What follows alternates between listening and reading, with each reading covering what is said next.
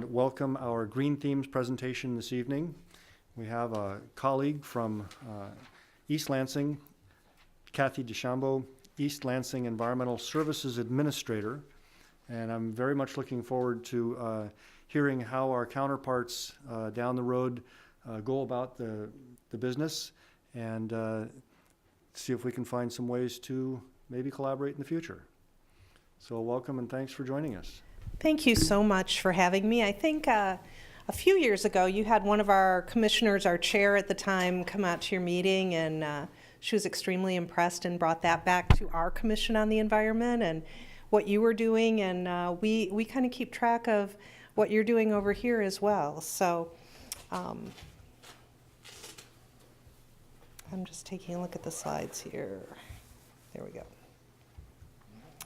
So I am Kathy DeChambeau. I am the Environmental Service Administrator for the City of East Lansing, and I wanted to give you this information up front because as we were talking before the meeting, it's an interesting arrangement that we have. I actually work out of the Department of Public Works, and I actually manage 3 divisions out of the Department of Public Works and about 25 union staff, about 10 seasonal staff.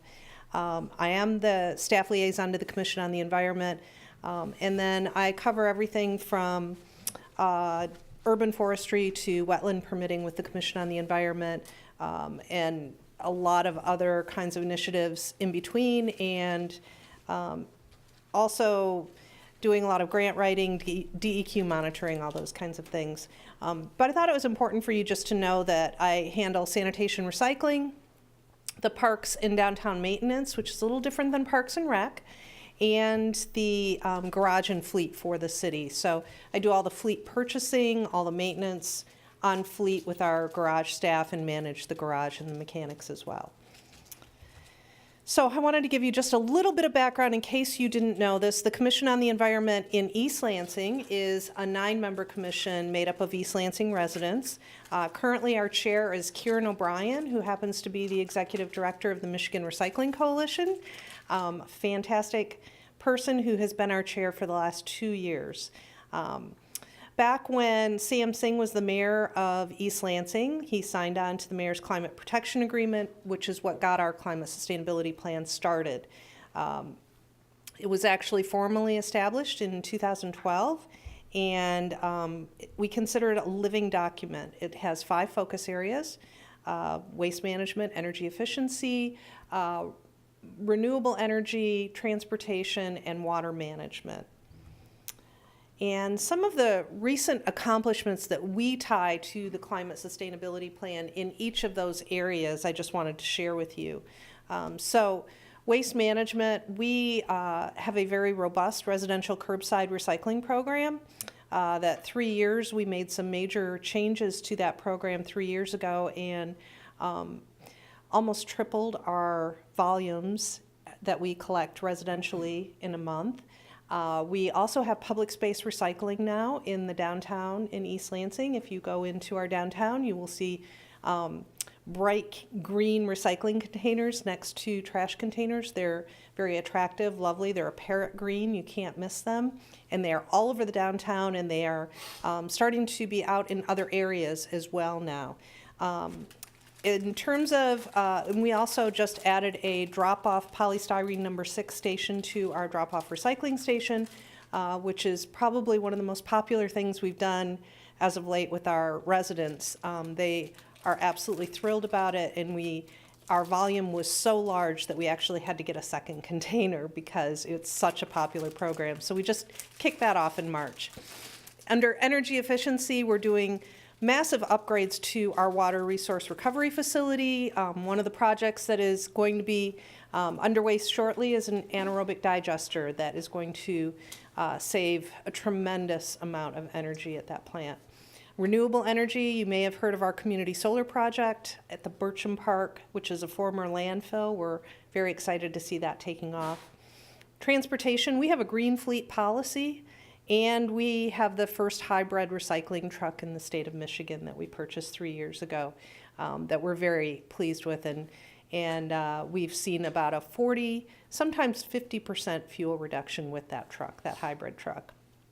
Water management, we have very strong stormwater and pollution prevention programs that we implement in the city. So I just kind of wanted to give you some highlights of things that we're doing.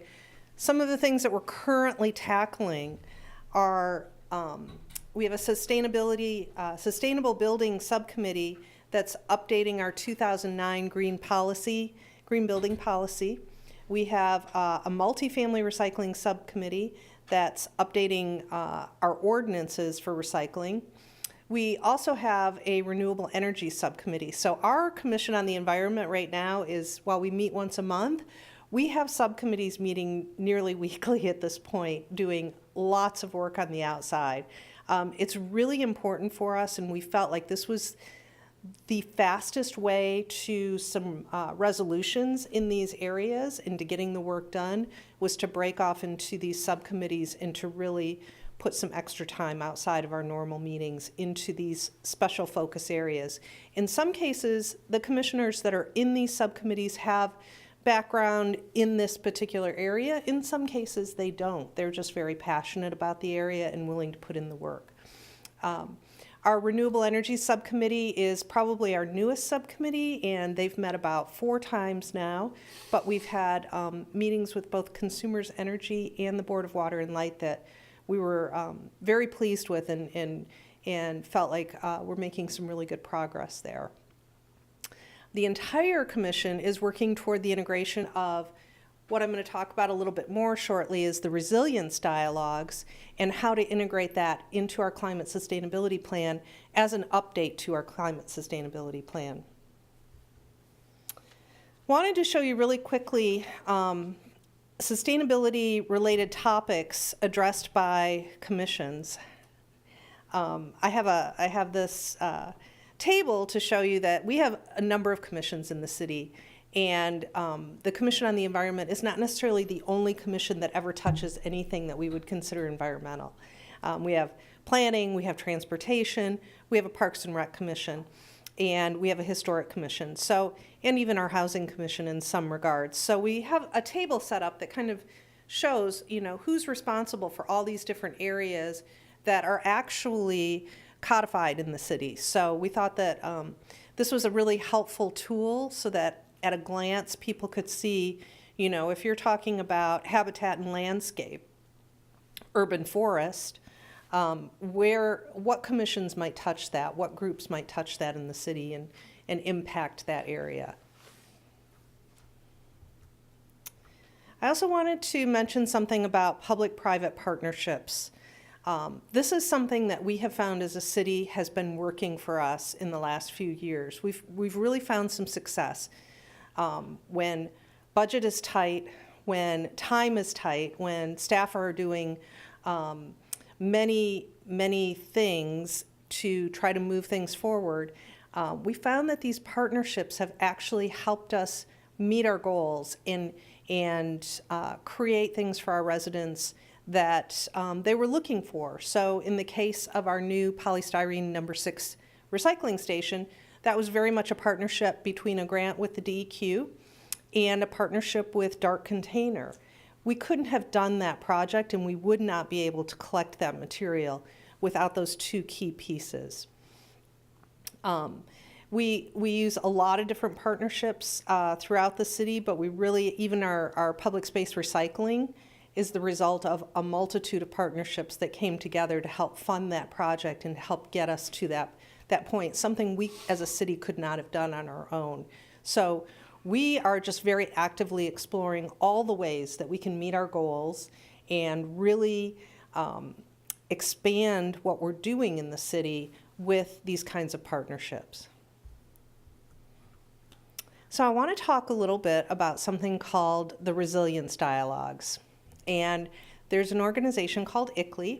It's really a Sustainable Cities worldwide organization. And through ICLEI, we had the opportunity to participate in the Resilience Dialogues last year. The Resilience Dialogues partners with communities and helps them to explore their risks from climate variability and to look at climate adaptation planning and resilience planning. So again, when we talk about partnerships and things that we would struggle to do on our own, this is a prime one. So while we're doing a climate sustainability plan and our commission is trying to do very good work, how do you bring that level of expertise to the table as a city, as a small community like East Lansing or Meridian Township, and actually find out what steps you need to take and get connected to the resources that you need to look at? So when we found this opportunity to be involved in the resilience dialogues, we thought that this was really something that we needed to pursue and needed to do. So they use a professionally facilitated online process where we can all meet, even though there were experts and scientists from California and all across the country. In an online platform, you can have dialogue and discussions that last for a week or 2 weeks, and out of that, get the resources that you need. So what they did is that they looked at East Lansing once we were chosen as a community. They looked at us and they said, let's get a really strong picture of what your community looks like. So we had several conference calls, we did some survey information. What are our priorities? What does our city look like? What are our concerns? What are our strengths? What are our weaknesses? All of those kinds of things. Then they looked at the brainpower and expertise within their organizations that they had brought together to do these dialogues. So we had folks from, you can see this list of places where if we were to just contact these organizations and say, hey, do you have some folks that can help us? And can they do it for free? That would be great, right? We can't do that. So that's exactly what they did. So they matched us with really great people, and we pulled in some of our commissioners from the Commission on the Environment and other people within the community who were very interested, and we all participated in this dialogue. We were chosen among cities across the U.S. We were in the first non-piloted round of facilitated dialogues, and we had 2 weeks of facilitated discussions. We had 7 experts on our team, and we began to define our own resilience challenges. We explored economic, social, and environmental risks that we were looking at. We started to identify resources, and they helped us to do that. So really we had a week on of dialogue, and when we say dialogue, it meant that the facilitator and the participants were posing questions and then providing responses. It was a very rapid fire kind of scenario, as you can imagine, because people are jumping on at all different times of the day, and you're just trying to keep up, and conversations were happening very quickly. And so the facilitated dialogue would often cover several topics in a 24-hour period. So really we were charged with setting significant time aside in a 1-week period, a week or 2 weeks off for the experts to start really looking at what was said in those dialogues and what needs were expressed and what resources they could tie us to and what kinds of help they could offer us to really get to the core of what kind of planning we needed to do with this. And then we started another week on, and to start really looking at resources and discussing those resources and fine-tuning that. At the end of the process, we received a final report that really kind of brought all of those pieces together and gave us resources that we could take moving forward. That wasn't the end of it. We are still involved in that. We have periodic updates and conference calls. We're connected to other communities. Savannah, Georgia is one that we've talked to before. You would think that maybe we don't have very much in common with a coastal community like that, but they struggle with urban forestry in some of the same ways that we do. So it was very interesting to talk with them about some of those risk factors and how to mitigate some of those risks. And to just have other communities out there who've had the same experience and are trying to struggle through the same kinds of planning. So I would love to say that I could just bring you lots of answers that came out of this resilience dialogue, For us, the most important thing so far is the number of questions that have been posed and how we plan moving forward in letting these questions guide our planning to updating our climate sustainability plan. We realized after we'd done the resilience dialogues that actually the information out of the resilience dialogues works perfectly to update our climate sustainability plan. That was sort of an unintended consequence that we weren't thinking about at the time. We thought this was a really great thing to be participating in, really good information to come out of it. I don't think that any of us thought that this would actually tie directly into our update to our climate sustainability plan, but it really seems to be working that way, and we're thrilled about that. And I'm not going to go through all of these questions, but I wanted you to have this information so that you could see sort of what we're looking at and what we're working with. But some of them, like, how do we embed resilience planning into policy planning? How do we do that? How do we think about that? What are effective methods for protecting resilience efforts from local, national, or global economic shocks? That question resonated with us at the time that we were doing these dialogues a year ago. Climate impacts on key infrastructures and systems. Certainly we think about these things and we think about infrastructure. Are we thinking about social systems too, though? And are we thinking about how significant these risks are or how likely they are to occur? Trees, other plants and wildlife, which species are most at risk from flooding? Some of these kinds of questions. Increases in temperature and rethinking acceptable tree planting. What are the impacts on our future planning in that regard? Encroachment of invasive species, dry conditions in gypsy moth. That's something that was in the forefront of some of our planning yet this year. And responding to the needs of vulnerable populations.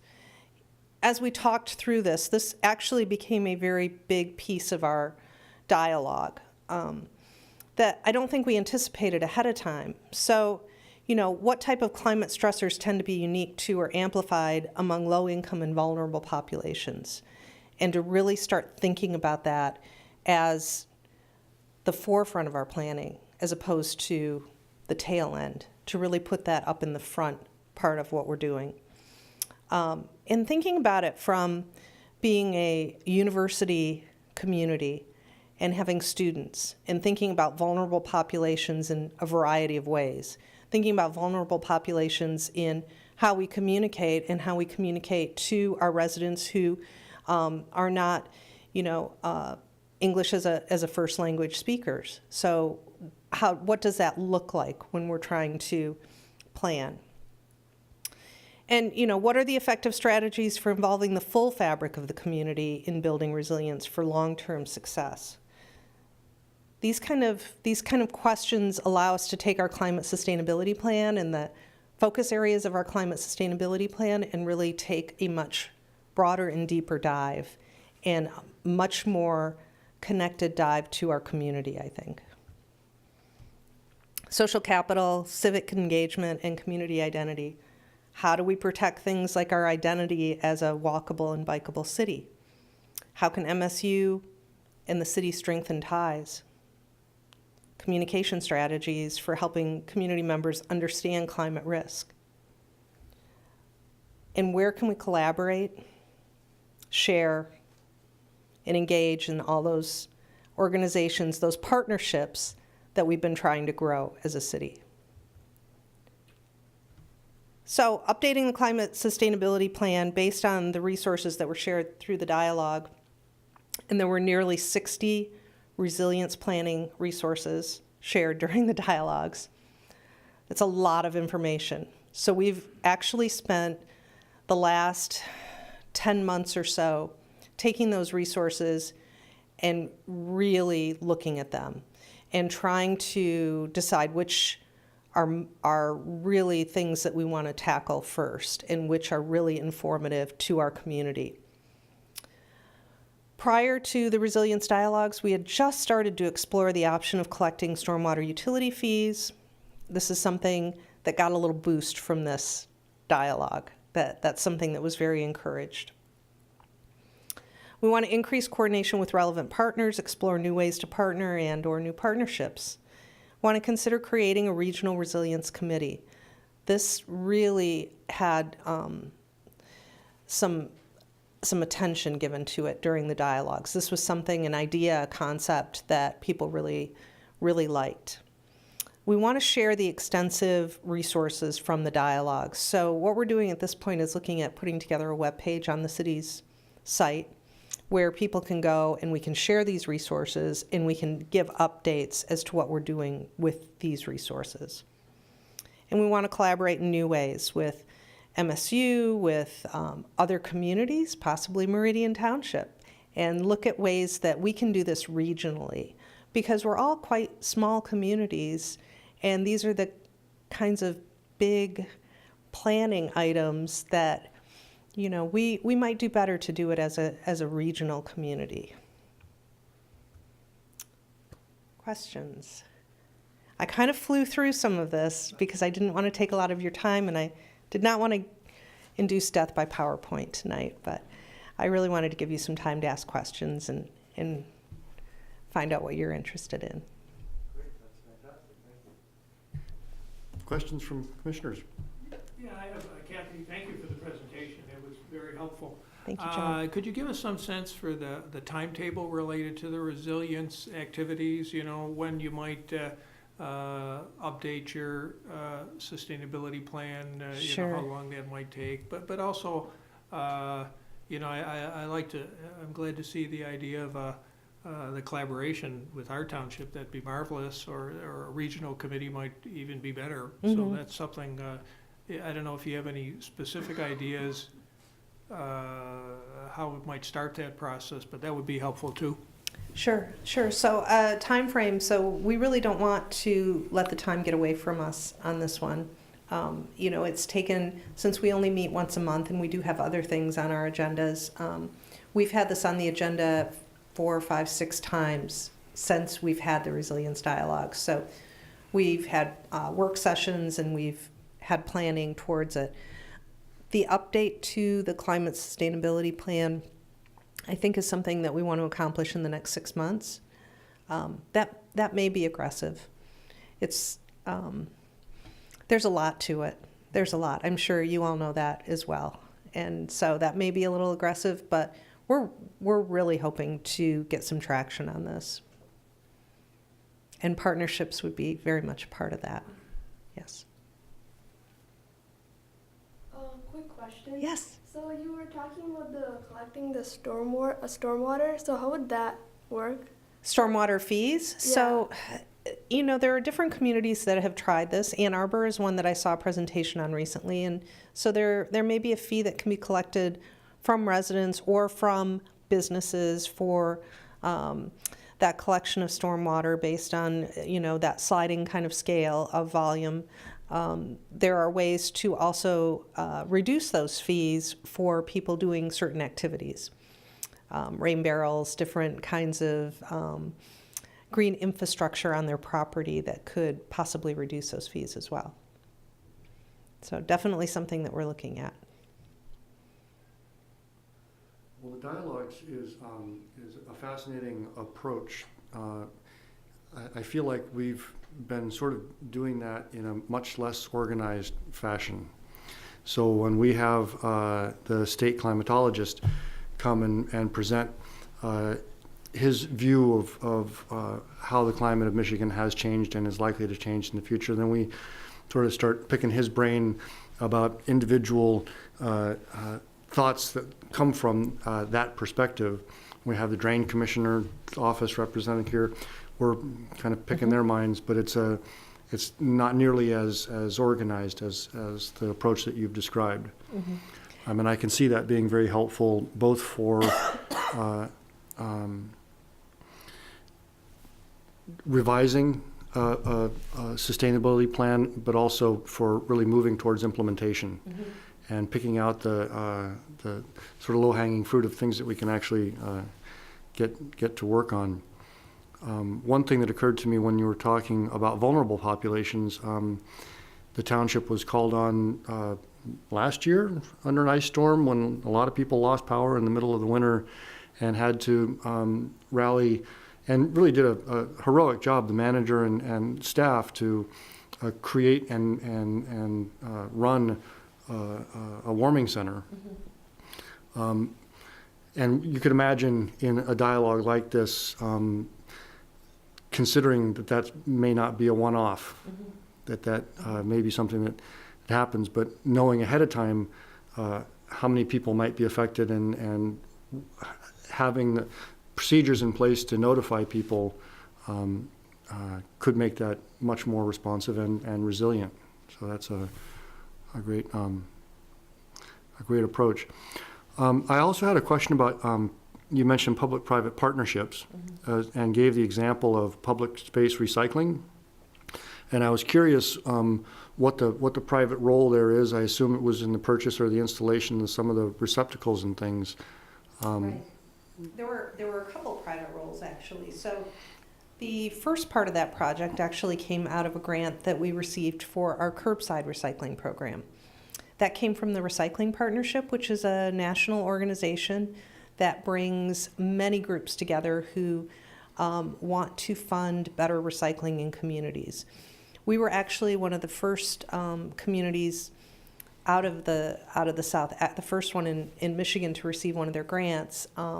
They've gotten a lot more attention in the last couple of years. They've really grown and been able to expand their programs, but they're funded by a variety of companies and organizations that all have a goal to increase recycling in communities, to really move that bar up and move those volumes up, because they have clients or products that need that stock feed and need that material often. So there's a synergistic relationship there. So we received this grant to transform our curbside recycling program. One of the companies that had contributed to this grant was Amcor, plastics company, and they have a pretty large presence in Michigan. And they reached out to us on their own and said, we have some sustainability money, and we really like your community. We like what we see. We give internships to MSU students every year. They have some connection to MSU, and we really would like to do an additional project. And they said, we want it to be public space recycling, and we want to help you with some seed money for that.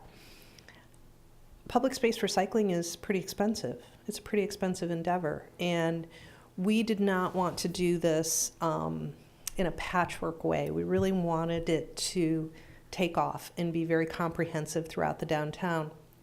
So we looked at what are the ways we can grow that funding. So we looked at other departments within the city, collected some funds from parking and from planning and various other groups, our DDA, and then we went to the public spaces, private places, I hope I'm getting that right now without having it in front of me, grant opportunity, which is really like a crowdfunding program.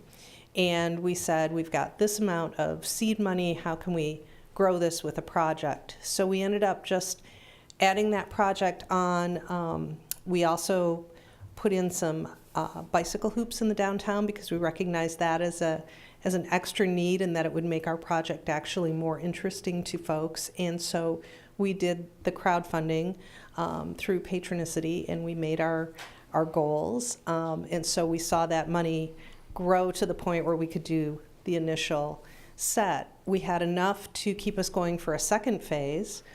And in that second phase, we looked at some other funding opportunities too. Amcor was so happy with what we were able to do with their small seed money, and it wasn't small, I don't mean to diminish it, but it was in comparison to what the whole project cost. It was a small amount of money, but they were so happy with how we grew that money that they came back about 6 months later with additional funding for us as well for a second phase. So sometimes it's just putting together those relationships and those opportunities that arise and looking for ways to keep them going and keep them to the point where you can complete an entire project, and looking for other partners that want to jump in and help you out. I'm curious if there have been, or if you've thought about opportunities to include that kind of infrastructure as possible public amenities in development proposals that might help an applicant qualify for waivers from some density or other restrictions. We actually, so the design of those containers is mandated now in our development downtown, so that when we've had some development now that's recently finished, they actually had to install those exact same containers as part of their project. And So- those are accessible to the public, not just the Yes. residents or users of Yes. those businesses. Yes. So that is a requirement in the ordinance in the same way that parking or other aspects of a plan are requirements of? It's part of their site plan approval, so it's part of, as they're being approved, you have this much public space, you're gonna need to install these, and this is the design standard that has to be met. Are there other environmental-related amenities like that are part of the downtown process? I mean, you mentioned the bike parking, and I've seen the innovative sculptures and Right. things. Right, our funding for art, public art, is certainly one that is codified, that is an ordinance, and it's mandated. Bike parking is something that is definitely part of our process of approval.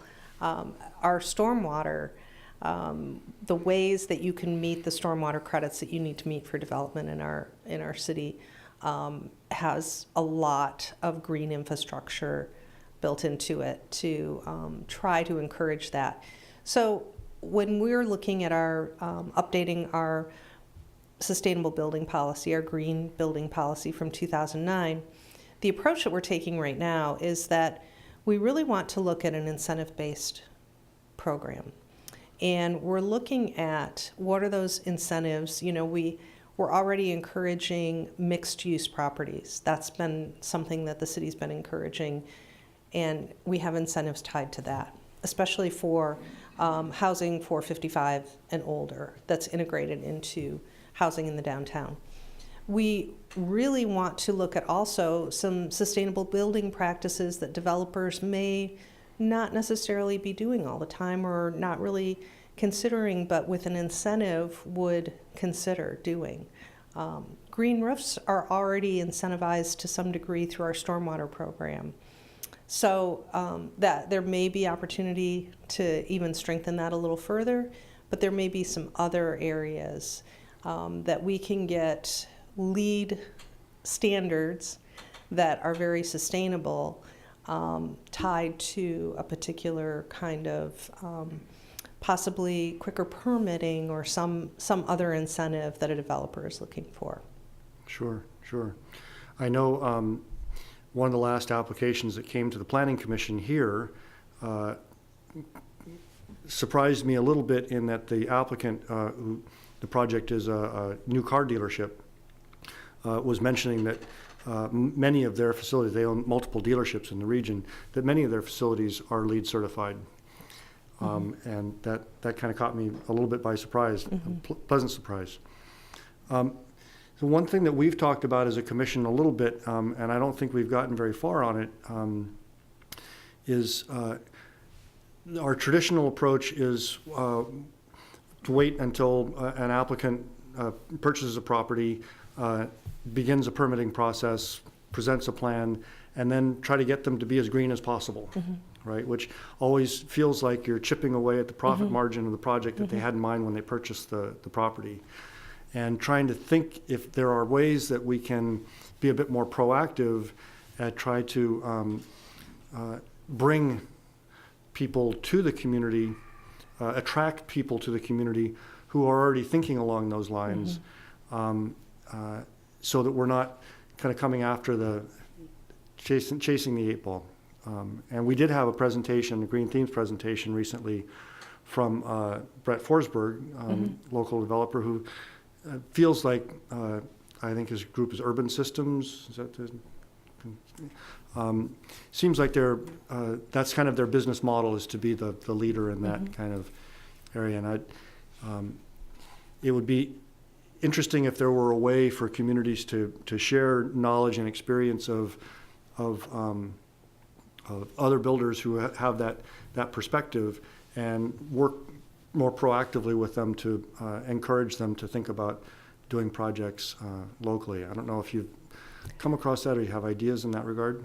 Well, I can tell you a couple of things that we've done with that subcommittee, because we have that exact same feeling on our commission, is that a project comes in, so much of it is already realized to the point where if you say, well, what about this, or we'd really like to see this, you know, you're almost an impediment to the project completing, where if it were done up front, or if it were somehow telegraphed that these are the expectations for our community and we want you to come in meeting those expectations already, that's what we're looking for.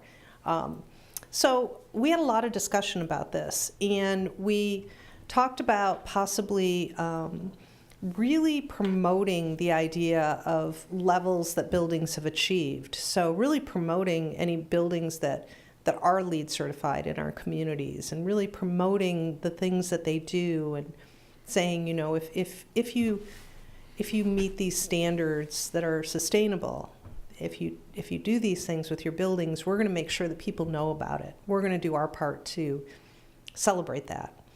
Another thing we did is we talked to a local developer, one who is currently developing a very large project in our downtown.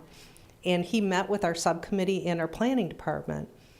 And it was really to pick his brain about, as a developer, as we look to update this policy, what would incentivize you and what would inspire you to do these things, and to really start from the beginning doing these things, rather than us saying, we're looking at your plans and we want to see more of this, to really get them interested. That was a very good conversation, an interesting conversation.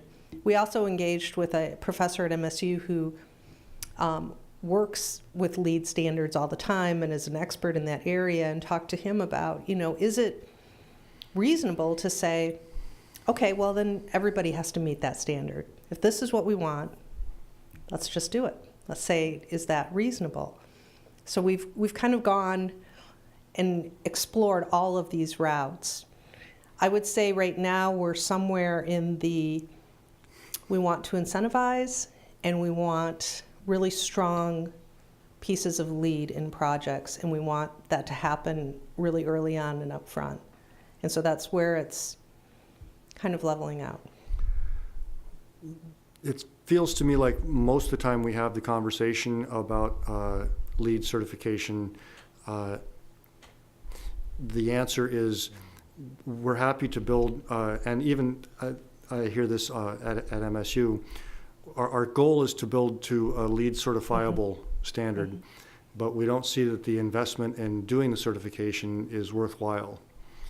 And I take it that the issue is that the process of becoming certified to give the certification on a particular project is expensive, and that not every applicant is going, or builder is going to have someone on staff who can do that.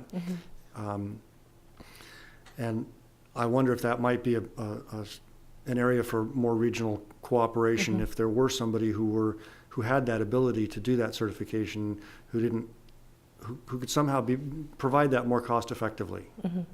That's the exact conversation that we've had as well, and we've heard that as well. Yes. Gotcha.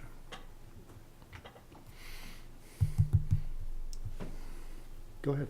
Resiliency is an interesting word, interesting concept. I presume some people have heard it a long time ago. I heard it about maybe 10, 12 years ago when somebody came and talked to a national commission that I was on, and they're talking about resiliency, and it was just going right over our head. What are you talking about? Have you had, what we heard it mostly was resiliency as related to the New Orleans hurricane, and how to somehow capture whatever resiliency is and have that community brought back. And I guess in Milwaukee, I'm not quite sure what the occasion was, but they talk about resiliency. Did you have any interaction with some of those? I hear yours concentrating pretty much Excuse on me. climate resiliency. And there we weren't, neither of those I thought were talking about climate, resiliency factors. I just wondered, did you hear from those, and what kind of feelings do you get? So I actually had a slide with the definition that we were kind of using through the course of the resiliency dialogues that I took out when I was trying not to give you too many of those. And we already knew it. Huh? I did. So, but I think that this is a really interesting point because we really looked at, so I agree, when the terminology was first used, let's say way back, let's look at a decade ago, I often heard it used in connection with hardening structures, right? Hardening or making infrastructures sounder, stronger, all of those kinds of things. But it wasn't necessarily tied to adaptive strategies so much. And another piece of it that I think is really important, thank you very much, is the idea that what you were talking about with the warming centers and the vulnerable populations and what resiliency means in those crisis situations, right? So we're looking long-term and we're looking, what can we do in the projects that we're doing within the city, in the planning that we're doing, in ordinances that we pass, in policy that we make? What are we looking forward to say, as climate changes, as we know it is, what can we do to mitigate and adapt and be resilient to what is going to happen down the road, and even right now, currently what's happening? I think another piece of this, when we're talking about these vulnerable populations and what happens in a crisis situation, one of the things that we've done in the city that was really unrelated to the resilience dialogues or the Commission on the Environment, but in my mind became very related, is that we've required city staff to take FEMA training. And so some of us have to take very high-level FEMA training to be ready for situations that could occur in our communities. And so for such a small community, I think at this point there are 8 or 9 of us that have actually gone to the level of going down to College Station, Texas for a week for the really intense training that happens down there. And having done the resilience dialogues just prior to the training that I took down there, I realized it's all connected, it's all related. So whether it be how we respond and how we're prepared for things like a massive ice storm, which we all experienced how many years ago, and would maybe be better prepared if that were to happen now in the next year, 2 years, or 3 years. But how we also plan for what our city's infrastructure looks like and how it can handle the changes that are coming. What does urban forestry look like in the coming years, and how do we plan for that? How do we